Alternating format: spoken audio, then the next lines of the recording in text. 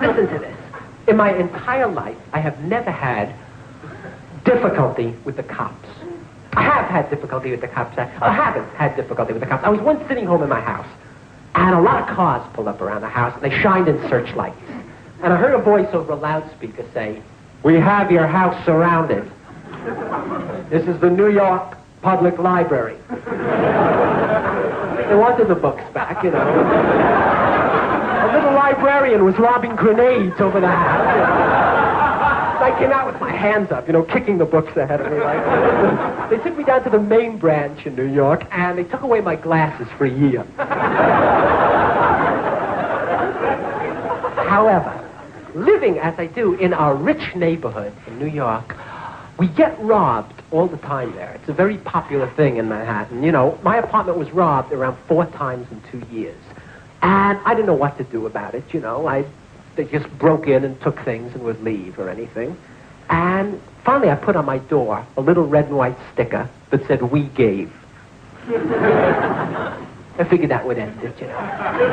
But it didn't, because a man in my building, Mr. Russo, was held up late at night. 2 very big guys got him in the lobby with a bottle and a stick, you know, and they wanted all this cash. And Russo, like a jerk, tried to sign for it for tax purposes, you know. They hit him a tremendous shot across the frontal lobe, you know, a real smack in the head. And he fell to the lobby in a fetal position, you know. And he lay there till his lease ran out, you know, just like that. And he's never been the same since the blows to the head, you know. He smiles a lot now. He laughs out of context occasionally. He's not as alert as the average tree stump, you know. Everybody in the building panicked. They said, "I'm small, and I should build myself up in case I get into trouble. I could defend myself." So I was petrified at that time. I went to Vic Tanny's health club in the United States, and I lifted, and I bent, and I squatted. And nothing happened to me at all. Nothing grew or anything. It was really dismal. I figured it's ridiculous. Why don't I just forget about it, give Vic Tanny the cash, and ask him if he'll walk me home nights. There is, however, in my neighborhood a kid named Leon, a little weird kid, and Leon takes karate lessons.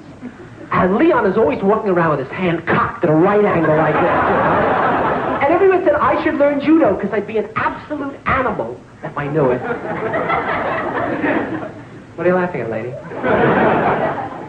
But judo to me has always been a thing of the bigger your opponent is, the bigger the beating he's going to give you.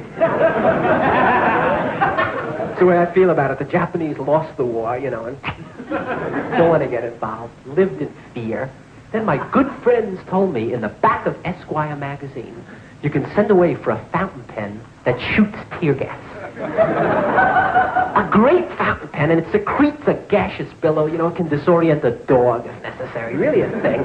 I send away for it. It comes in a plain brown wrapper. Unscrew it, put in the tear gas cartridges, clip it in my breast pocket. And I go out one night. This was a long time ago. Some friends of mine were having a surprise autopsy.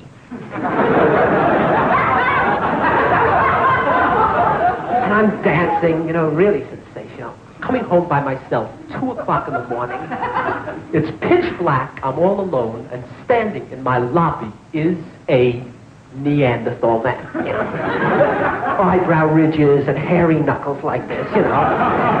He had just learned to walk erect that morning, I think. Came to my house in search of the secret of fire. A tree swinger in the lobby. A mouth breather looking at me like this, you know. So quickly I took my watch out and I dangled it in front of him because they're mollified by shiny objects. You know, but he ate it.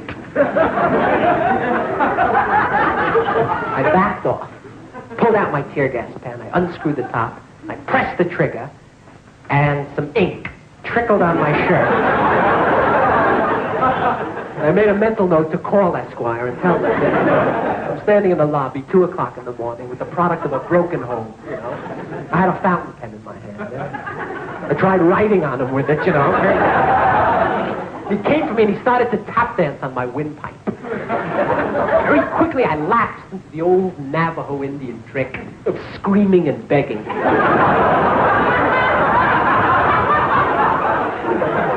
head, and he started to remove my wisdom teeth, you know? And I'm hitting him, and I'm telling him he's the product of an economic squeeze, you know? And I offered to send him to holiday camp if he wanted, and finally some cops, I would say 6 cops came in, and they saw what was going on, and they took his side.